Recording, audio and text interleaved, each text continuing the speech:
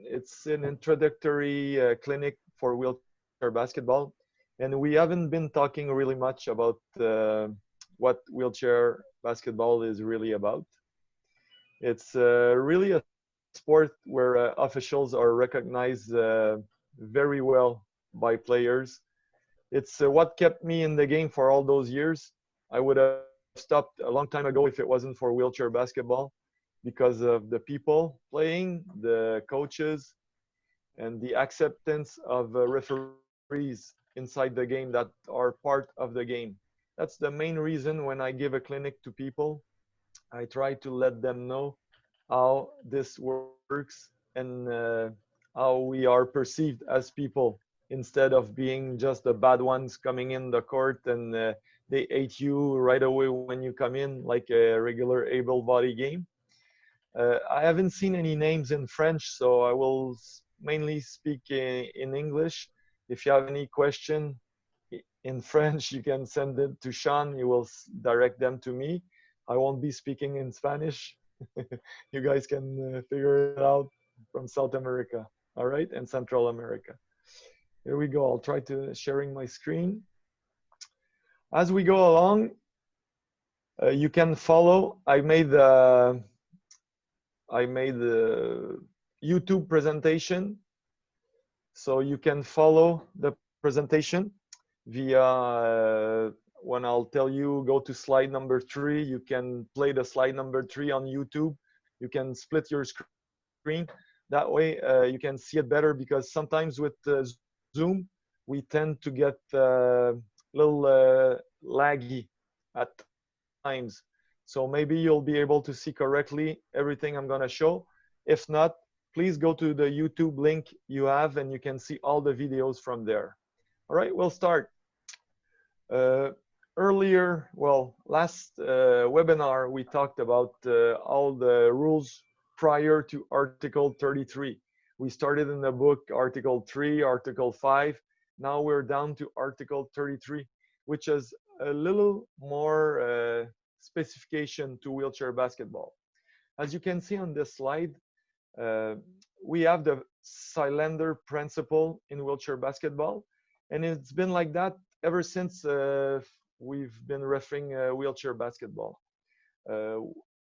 In regular basketball, in FIBA, in October, the new rules, the new sets of rules, well, only will change just a little bit. They never talked about offensive cylinder for a player. Now they will put that in the rule book as well. In wheelchair basketball, we always talk about player cylinder, either it's defense or offense.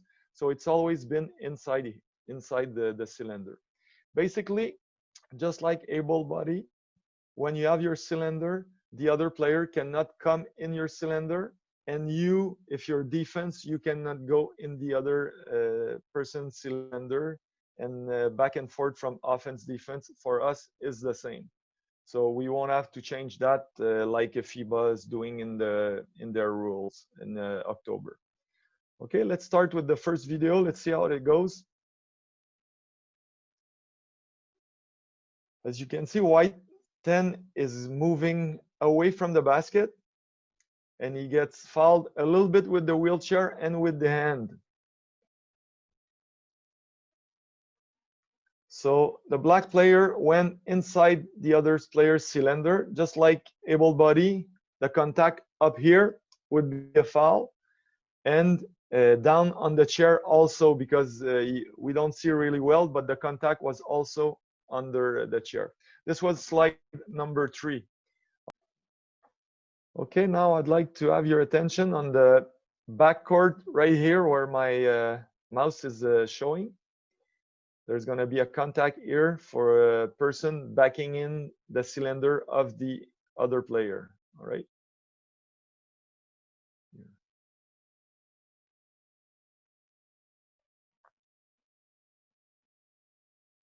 Wheelchair basketball is a position game.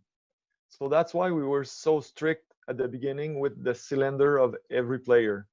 Because when you pass next to a player, if he just moves his cylinder inside, in front of your cylinder, he gets a big advantage if it's not called correctly.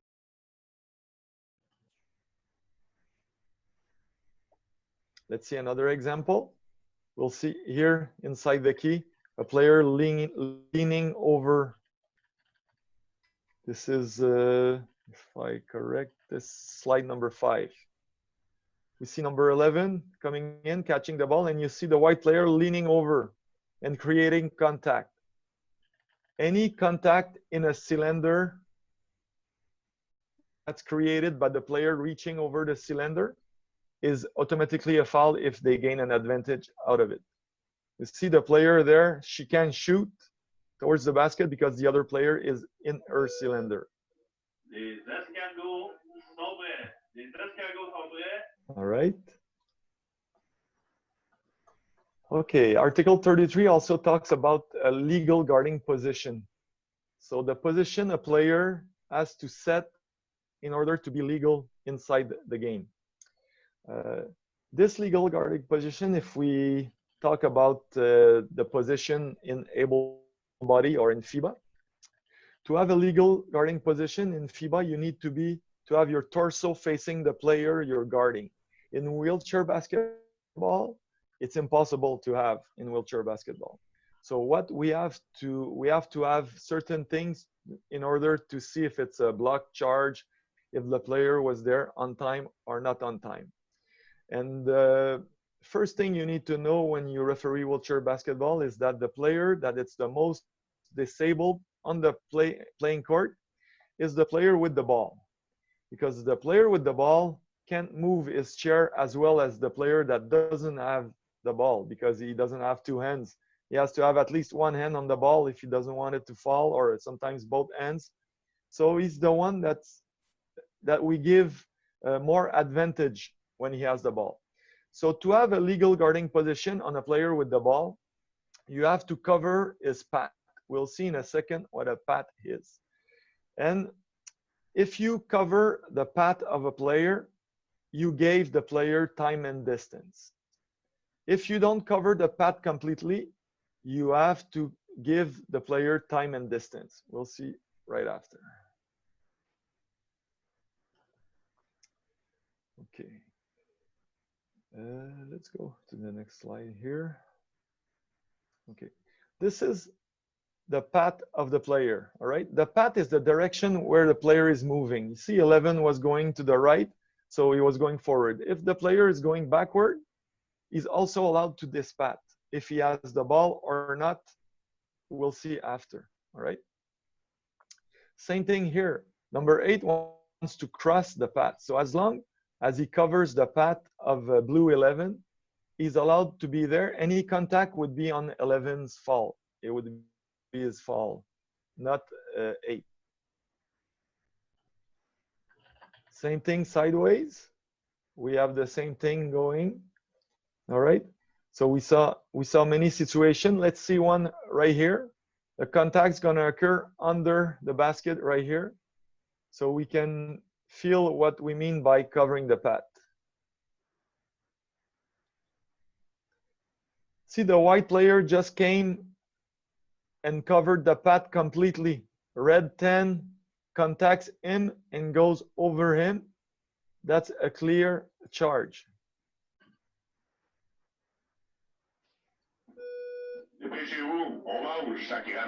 Just a reminder, everyone, in wheelchair basketball, we do not have a no charge cylinder. That's a big difference also with stand-up basketball.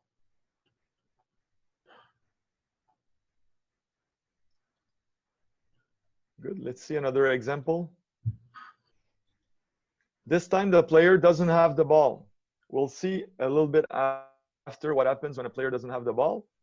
But see, blue 8 took position in front of white 7 and contact occurs. So if blue 8 covered the path of white 7, automatically white 7 is responsible for the contact. Seb, we just had a question come in. So yes. The question is, do you have to completely cover the path?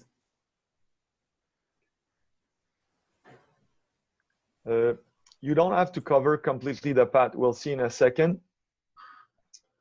When you cover, when you go and cover the pad of a player that's moving, if you cover completely the pad, you gave the player time and distance. But as we're going to see in the next couple of slides, we can talk also about the braking distance it takes for a player to stop. So the player coming in, if he's going at a good speed, is allowed maybe one chair length to stop his chair before avoiding contact. So let's say if we go back to, let's go back here to answer this question. Okay. So let's say 8 would have stopped like this, just a little short of covering the pad. Blue 11 would have had sufficient time to cover the pad, to stop his chair. So red 8 would have been in a legal guarding position because blue 11 would have had enough time to stop his chair. We'll see it after. Okay, right after this slide. The next thing we have to look at when we referee wheelchair basketball, it's another part of the game that's different from able body.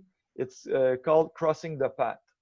Okay, crossing the path is something that happens when you want to cover your opponent's path, but your both are going parallel.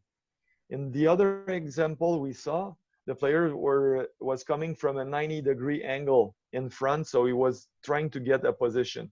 But when both players are going side by side on the court, or maybe in a converging path, maybe a 45-degree angle or below that, there's a rule that the referee needs to know in order to apply the correct procedure to know if it's a block or a charge.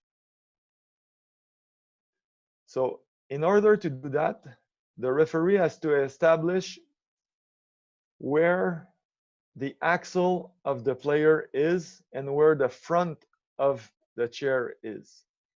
So in other words, when blue here, if you can, let's try this one here.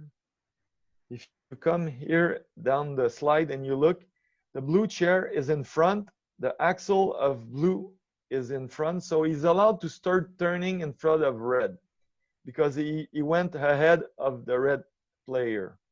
So if he starts turning, he can do so, but not in a sudden move.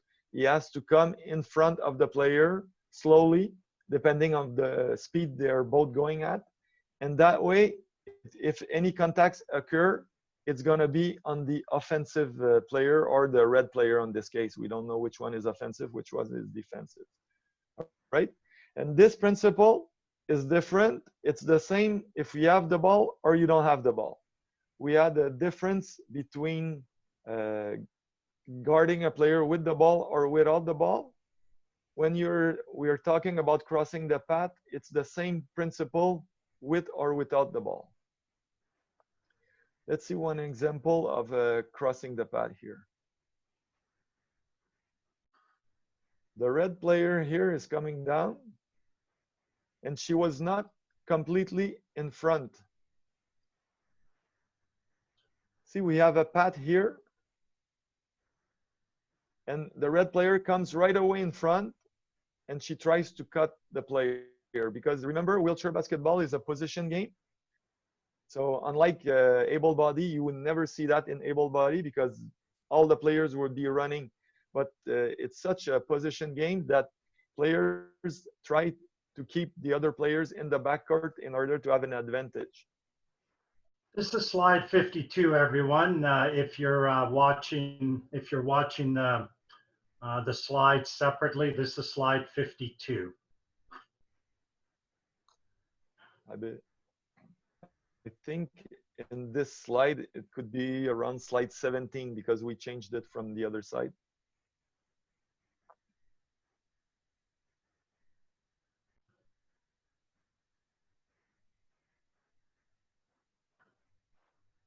So this is a clear crossing the path for the red player, making the white player fall on the floor. Let's see another one here.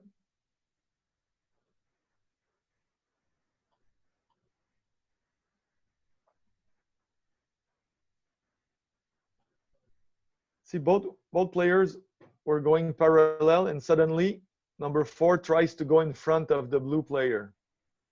Okay. Now, some people would say, we'll talk about later about the possibility of a C3, unsportsmanlike foul, a C3. In wheelchair basketball, a C3 cannot be called if it's a crossing the path foul that's being called, because crossing the path is part of wheelchair basketball. Unlike able body, you never really play from the side when you want to stop a player. So in C4 and C3, we don't call unsportsmanlike foul if a player is crossing the path of another player. Slide 18. Slide 18, perfect. Okay. Now, unlike like we've talked about, unlike able body basketball, position is such an important part of the game that sometimes people want to get closer to the hoop and they want to push themselves over other players because they're stronger with their wheelchair. So we have, see in this example here, we have red 4 is playing defense, has covered the path, not completely, of blue 6. So blue 6, before coming in, has to change his path or has to break before he initiates contact with red 4. Of course, like able body, not every contacts are fouls. We'll see, I think, a clip later on that. There's lots of contacts that are not called by the referees, but the main contacts that give an unfair advantage have to be called. Same thing, if a player, let's say blue 6, would like to pass here, it's impossible for him. So let's say he would come down and try to pass and red 4 would be moving just a little bit. We could not call a blocking foul on red 4 because there's no space for blue 6 to pass. Even though 4 is moving, there's no space for blue 6 to pass. So we have to take that into consideration as well. If a player already passed and he's moving in a direction, any contact by red 7 or red 4 for holding the wheels of blue 6 should be called because they're preventing him from going, because he established the position between the two chairs, so he's allowed to move from there as well. So any contact could be that create an advantage could be called as a foul. Let's see an example of a back pick. When Slide we talk about 22. Yes, Slide 22. slide 22. So let's see an example where we see that position is very important and that it gets an advantage right away for the player after. So white 34 is keeping his player and is going in front of the player to prevent him from going in the front court. Then he realized that his team got the rebound. He goes back, receives a long pass, and goes to score a basket. So this pretty much happens a lot in wheelchair basketball because it's a position game. So we need to be ready to call that often. Other part that's slightly different than the able body game is the screening part of wheelchair basketball. It's pretty much the same as able body. The one big difference is that there's no difference between field of vision or outside the field of vision. In FIBA, if you do a screen to a player that's not looking at you, that's going backward, you need to give him 1 meter. In wheelchair basketball, it doesn't matter if the player is from the side, from the back, from the front, you can set your screen as close as possible to the player as long as you're stationary, and this doesn't create a foul. The only thing you need to worry about, if the player is moving, you need to give the player time and distance if he doesn't look at you. So that's the main difference with FIBA. Let's see some example of screening. Slide 24.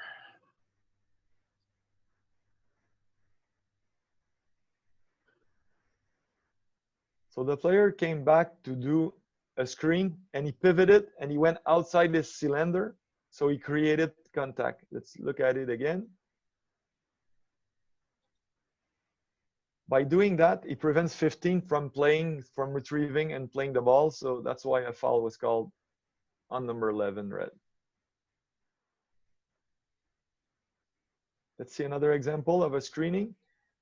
In that video, you'll see that the orange player doesn't stop, is not stationary when she sets her screen. That's create a big advantage for her.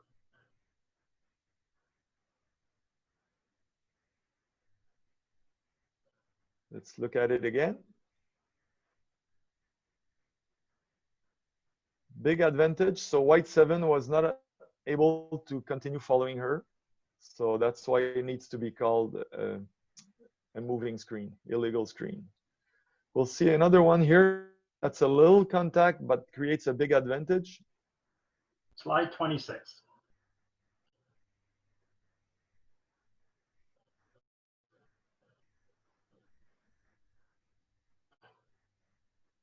See, the player is moving outside and he creates contact to make the other player go by, just like we would see in able body. A slight contact sometimes can create an advantage. If it doesn't really create an advantage, then you don't call any foul, like able body basketball. Seb, a question came in on back picks. Yes. So is a back pick illegal? Should a foul be called? No. A back pick is legal as long as they go according to the crossing the path rule. So you're allowed to back pick anyone to prevent them from going towards the other opponent's hoop or staying in the backcourt.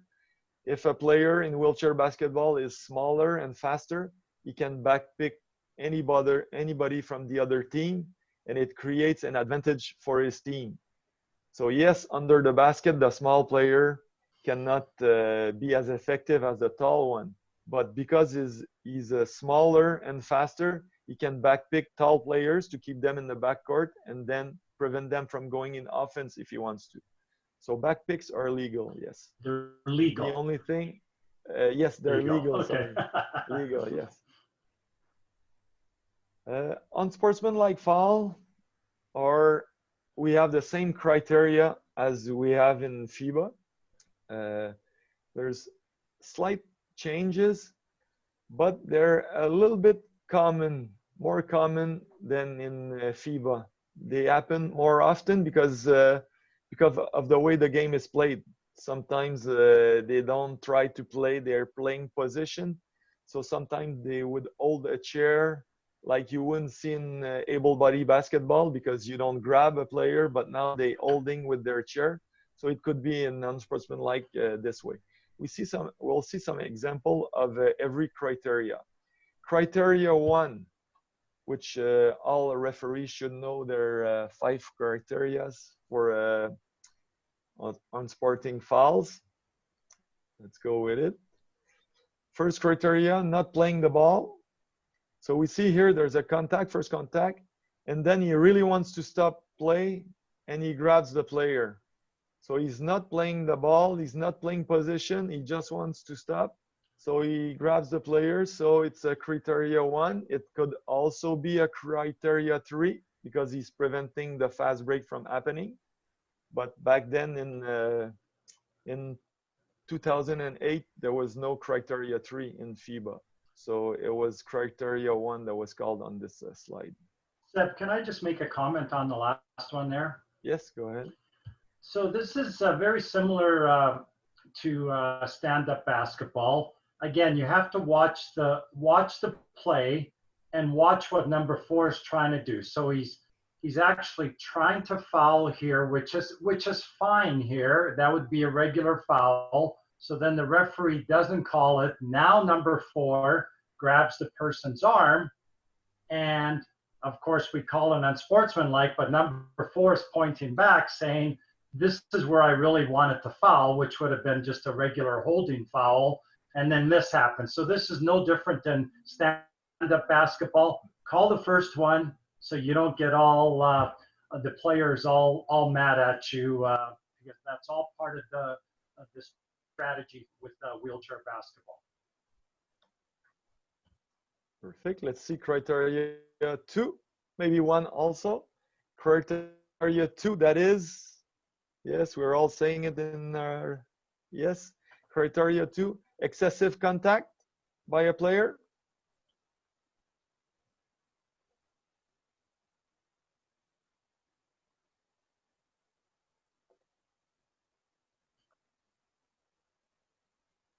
Which slide is that, Sergio?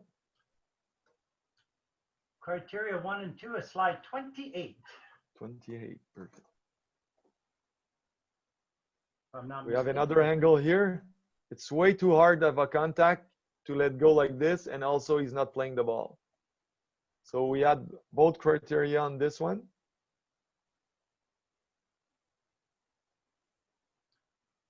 Again, if we don't call those types of fouls, that's when the game unfortunately gets out of hand. And that's when both coaches use the famous words for referees of inconsistency. Let's see criteria 3, which was not applied in London 2012 because it didn't exist. See, blue 12 wants to stop the fast break. So he goes directly at the player. This is not a wheelchair basketball play. So this should be a unsportsmanlike foul criteria 3.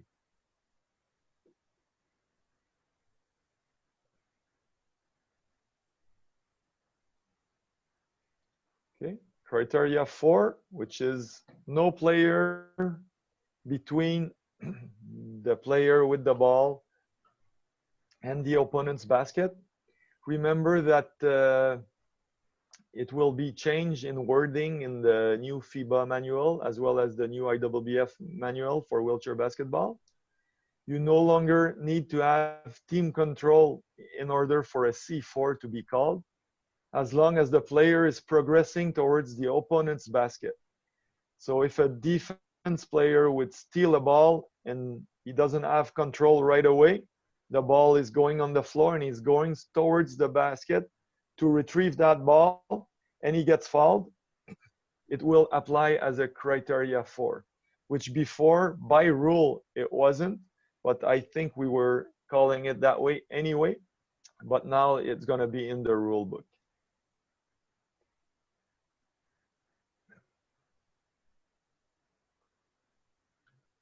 Yeah, this is a great example of criteria 4, last defensive player.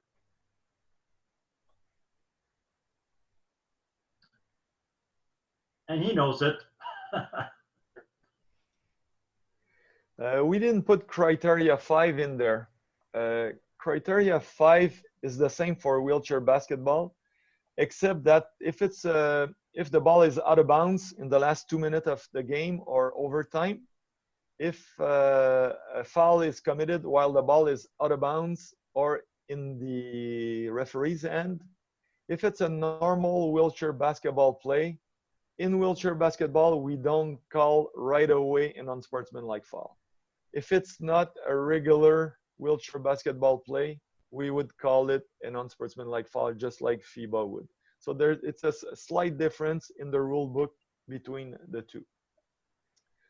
Okay, which gets us down to technical foul.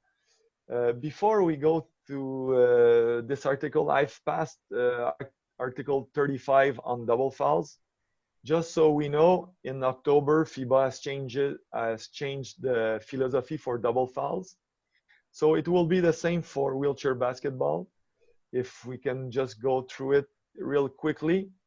Instead, in 2018, they changed it, and it created quite confusion around the world on Article 35 for the double fouls, which what really happened is the referee were not calling any more double fouls because it was too complicated to see if it was really a double foul or it was shooting, not shooting. So in 2020, we're going back almost to the old rule. The only thing you need to know when you call a double foul, if it's not if the sanction is the same. It goes to if it's the same type of foul. So if it's the same type of foul, it's a double foul. So there won't be any shooting, anything. The team that had the ball will keep the ball on the side with the same shot clock. Okay.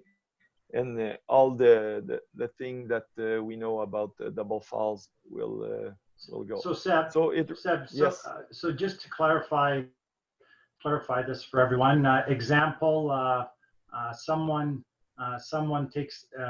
is shooting and gets fouled, and it's going to be 2 shots, and the offensive player turns around simultaneously and hits the defensive player. So now we have one is 2 shots and one is 2 in possession. That is technically in 2020 not a double foul. Exactly. Well, unless the referee calls 2 personal fouls. Correct. If you decide to call the second foul an unsportsmanlike foul, then it cannot be a double foul. Perfect. We would be in Article 42, so we would be in a special situation, and we shooting 2 and then 2 in possession. Yes. Yeah. Thank you. Thank you. Technical foul. It's pretty much the same as FIBA, except we have some specificity for wheelchair basketball, like players taking their feet off the footrest to gain an unfair advantage, using lower limbs to steer their wheelchair. We also have something called the chair check, which for people that know hockey, like it used to be for the hockey, when one coach wanted to test if the hockey stick of the other player from the other team was correctly the width of the how do you say, the stick was correct or not. So we have this also in wheelchair basketball. It's pretty much the same. We also have lifting all 4 wheels without touching the wheels. That's considered a technical foul. So let's see just some little differences between the two. The first one we're going to look at is right here, a player putting his foot on the floor. Slide 33. Slide 33. The white player there, to go get the ball, to pass it to his player, puts his foot on the floor to make sure he reaches over the green player. So he gets a technical foul for that. Very difficult to catch. That's why as wheelchair basketball referees, as you get more involved in the game, you're going to see yourself looking down more and more towards the casters of the chair, just so you can catch exactly what the lead referee is looking at here. He's not even looking up on top. He's looking down below, and he catches the white player. Okay. Seb, yes. A quick question. Is the signal for double foul the same as stand-up? Yes, it's the same. It hasn't changed.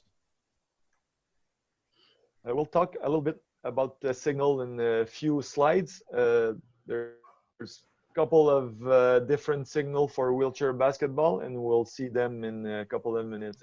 Anything else is the same signal as able-bodied basketball. Okay, one big difference. Sorry, one more. With one more question. Yes. Unsportsmanlike foul criteria for an example: Team A on offense, A3 long passes to A1, who is advancing towards their basket. Before receiving the ball, B2 contacts A1 from behind. Is this still an unsportsmanlike foul, despite the player not having the ball in his or her hands? Yes. Yes. If it's the objective of the player, it's to stop the fast break from behind or from the side, even though the player doesn't have, he's going to catch the ball. So the foul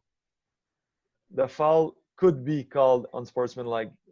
Now I just play it in my head, and it really depends where the player is and how it happens. I would have to see it in the play, because when this happens, you need to see that the player is clearly going alone to the basket. So the referee has to decide that there's no one between him and the basket, and he's catching the ball, and the foul is from the side and the back. It would be, if it's not clear 100% that the player can catch the ball, then it's not an unsportsmanlike foul. So just further to that one question that Sean had about the long pass, safety is also a key here. Sometimes you do want to call the unsportsmanlike because we do not want a player to foul another player from behind and them not knowing that they're going to get fouled. Wheelchair basketball, I know it's not just me, but we're all proponents of safety in wheelchair basketball to try to protect the players as much as possible. So again, we'd have to see that play, but if you're going to get fouled from behind and not expect it, there's probably a pretty good chance that player's doing it on purpose. So the big difference is basically the first time it happens for a team, there's a violation called by the referee and the ball is awarded to the other team. The second time it happens and subsequent times it happens, if it happens 4 times in a game, all the next time will be called a technical foul. So the first time it happens, the referee blows his whistle, says that the player went out, and tells a warning to the coach and the player. So like any warning we give in FIBA, the same thing in IWBF, it has to be directed towards the coaches and the players. So you give a warning and you say, next time it will be a technical foul. For now, it's a violation. So let's see an example of that. It happens quite often, so we need to be on top. It's gonna happen here. Slide 35. Slide 35 on the baseline. And as you're gonna see, it already happened in the game. So this was at least the second time the team was doing it. So technical foul was called by the official.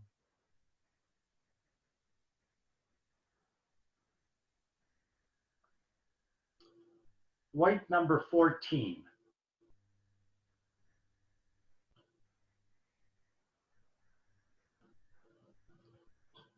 So back then there was 2 shots the other side. Now we only have 1 shot. And I want to put. Can we replay that again, please? Thank you. Oops, sorry, wasn't back enough. Here we go. So players go slightly under, but because of 11 Blue's good position, he had to go outside to do it. So it's a foul. Now I want to direct your attention here. You see, even though there was a violation or a technical foul called, Blue 11 and the tall player here from Japan are staying next to the Colombian player right here. Because if the out of bounds would be played here and it was not a technical foul, they would backpick the white player right here. So he could not go back and play defense until one of the 2 or the 2 guys leave the floor. That's what we talked about when we talked about backpicking a player from going back to defense or going back to offense. So see, they take position right away before the throw-in is going to be put in play. This is a big strategy in wheelchair basketball that many, many teams use, not just internationally, but also when we're doing national tournaments, especially if you want to have one of the 4.5 or 4.0 player out of that specific play situation. So this is why it's so important for the referees to always watch off the ball. Okay, free throw. We talked about it in the first part of the clinic. We'll see it right after here. For the people joining, when a player is shooting from anywhere on the court, it's the back wheels that count. See, the front wheel of number 8 from the USA right here is on the free throw line, which is legal. It's the back wheels that cannot touch the line. Same thing for the 3-point line. But to go out of bounds, any wheels touching out of bounds is considered illegal because he's not shooting. He's inside the court. So that's the main difference. When a player is shooting, it's the back wheels that count. For the position right here, 6 white is allowed to be in the lower block And as much as possible, we want the block to stay empty. Sometimes the players are bigger and their chair is bigger, so they don't fit in the width of the spot there for them. So let's say 6 would be wider than the spot. You would have to go over on the baseline. If 11 was not small enough to fit his wheels in the spot, he would have to go over the block. And if the last player here would be too big, obviously he would have to go towards the foul line extended. And the same thing for the other side. Wheelchair basketball is played with, like able body, 5 people on the court. But we have what we call a point system based on the handicap that the player has on the floor. That is, in Canada, we play 15 points plus certain provision. Internationally, it's 14 points. That's create an opportunity for players that are more injured to be part of the game. Otherwise, it would only be a player with minimal disability that would be playing on the floor. So we have from 1 to 4.5 the disability. The referees don't have to deal with that until a coach asks for point count because they think the other team is over point. This would create a technical foul opportunity, just like a chair check or like we talked before. What we'll see in a few slides, a contact on a 1-point player, and you can judge what happened when a 1-point player gets pushed rather than a 4.5, which has muscles everywhere to maintain his chair and be stronger in his chair. Seb, just a question came in. Yes. For classification. This is a team total or just on the floor? This is on the floor. So on the floor, you need 14 points on an international game. In Canada, we play 15, and certain competition will allow more. So you would have to have a mix of 1-pointer, 4.5, 3, so different disabilities to make a team on the floor. So that's why sometimes very good players are not on the national team because there's 2 more players that are better than them. And we have to have certain points available for the coach to make their substitution to make sure that the 5 players on the floor reach the 14-point limit and don't go over the 14-point limit. Different signals for wheelchair basketball. Okay, the first signal here we see, we talked about all those situations in the first part of the clinic. It's called the footrest on the floor or advantage. The referee right here putting his hand together and saying that the chair touched the floor or any other part of the body or the side of the wheelchair touched the floor. It's called an advantage. Technical foul for lifting would be 2 hands showing a lifting signal followed by a technical foul. Crossing the path we talked about just before. Crossing the path, you move your hands sideways like this. That's mainly, there's one more signal that's different. That's 3. Let's see the next one. Well, it's actually not different from the able body signal. It's the travel violation. We do call travel violation in wheelchair basketball, but it's because the player did 3 pushes. We covered that in the first part of the clinic. Mechanics for wheelchair basketball referees is basically the same.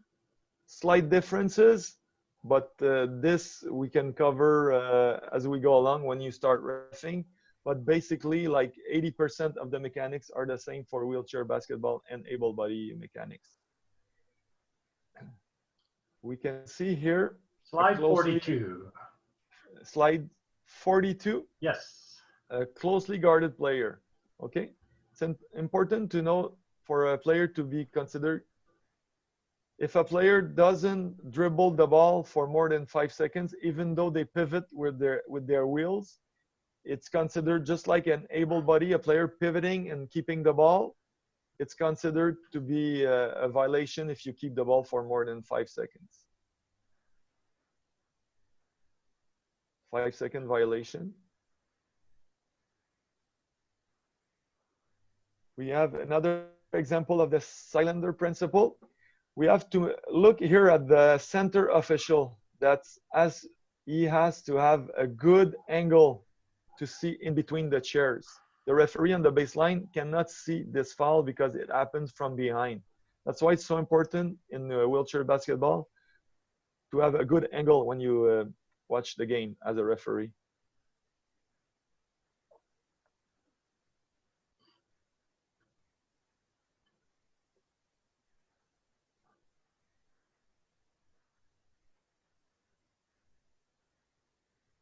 See, a small contact from behind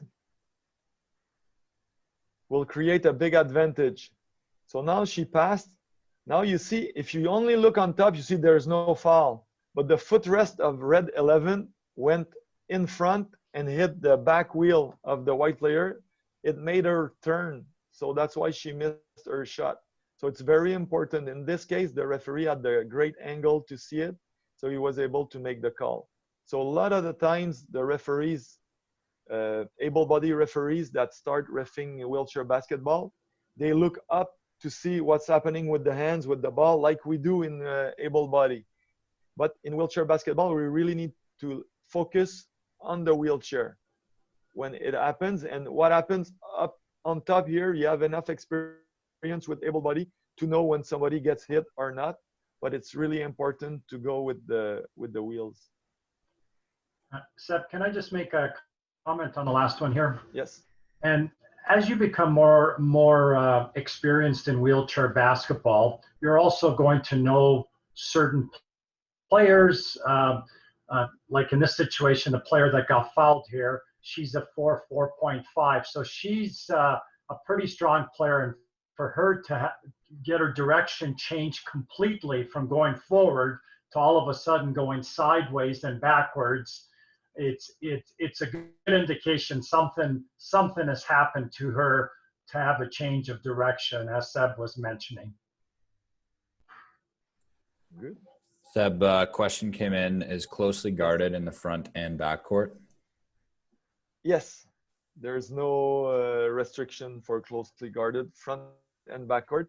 Just like we talked about in the first part of the clinic, 3-second violation in wheelchair basketball is the complete floor. If the ball is in the back court and there's a 3-second violation in the front court while the ball is in the back court, the referee still has to call it because its positioning is too big of an advantage in wheelchair basketball. So it applies to the complete floor. In this slide, we're going to see that not all contacts are fouls.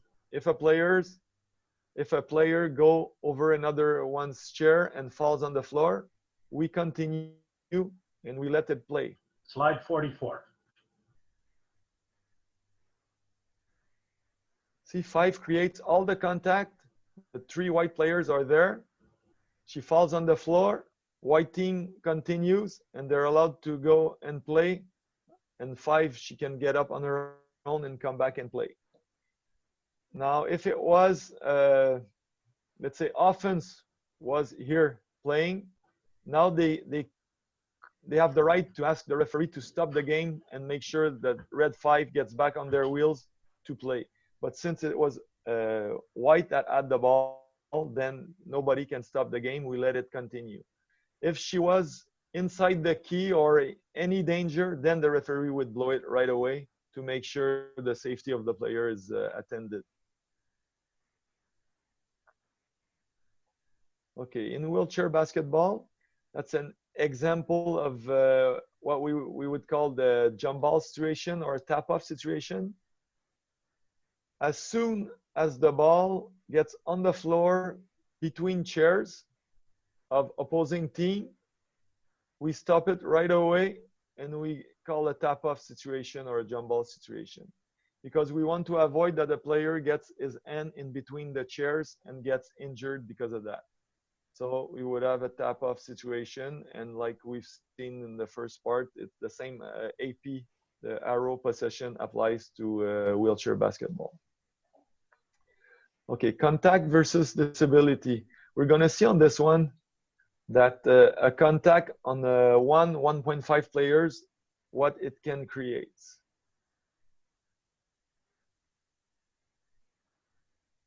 See the player that just shot the ball, she has no strength in her abdominal muscle. She's a 1-point player. So just a slight contact makes her shift completely from to the side. So it's a big advantage. So it should have been a foul right there on display. If I'd like to first of all thank Seb for taking us through this presentation. And if anyone has any other questions, even after this, if you want to send them to Sean at Wheelchair Basketball Canada, and you have his email address from the registration that you've received, please, by all means, you can send to him and then he can contact us. But just on behalf of Wheelchair Basketball Canada and Sergio, before you sign out, a couple questions have actually come through. Yeah. Oh, perfect. Go ahead. So jumping out of your chair, is it allowed like blocking a shot? Well, jumping out of the chair, it all depends. If both all four wheels are off the floor and both hands are off the wheels, then that's considered a technical foul. If you jump your chair and you've got one hand on the wheel, that's a legal play. I think they're talking about the cheeks going off the chair. That's what they're talking about. So it would be illegal to lift both cheeks off the chair to try to block a shot. Yes. Which is illegal. Difficult. Not allowed. Illegal. Yeah. Illegal. Illegal. Yes. Illegal.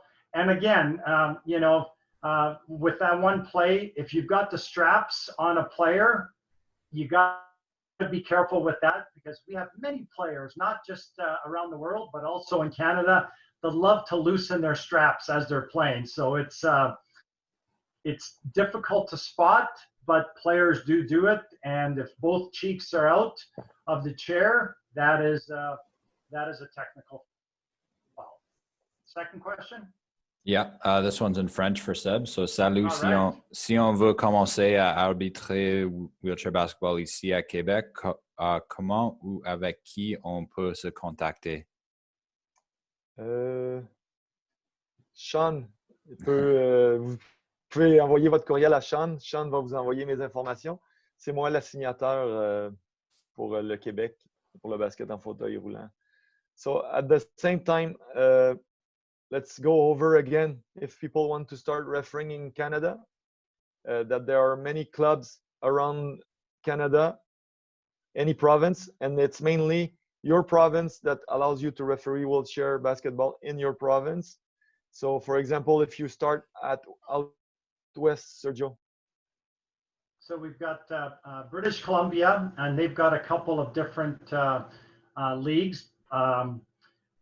And next to British Columbia is the province I live in, Alberta. We've got a couple different leagues, also Calgary and Edmonton, and a little bit in other spots.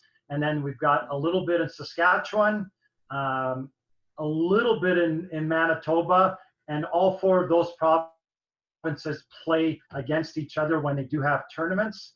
And then when we move to Ontario, the main one in Ontario is the Greater Toronto area, the GTA, and then I'll let Seth continue with Quebec. Okay, in Quebec, we have one board of officials for the complete province, and it's a league that's played, there's many divisions, and it's played in the complete province. So we send officials around Quebec with this league. And in the Maritimes, we have leagues being played in Halifax, in New Brunswick, PEI, in Newfoundland. I'm not sure. Yes, there is, but not very much, maybe local stuff. So that's it. So, and if you're interested in refereeing wheelchair basketball, trying it out, you can send your name in to Sean in this webinar, or to me if you find my email or Sergio's email, and we can direct you to the person in your province that is doing a designation. And there might be some clinics at the start of the year or at the end of the year.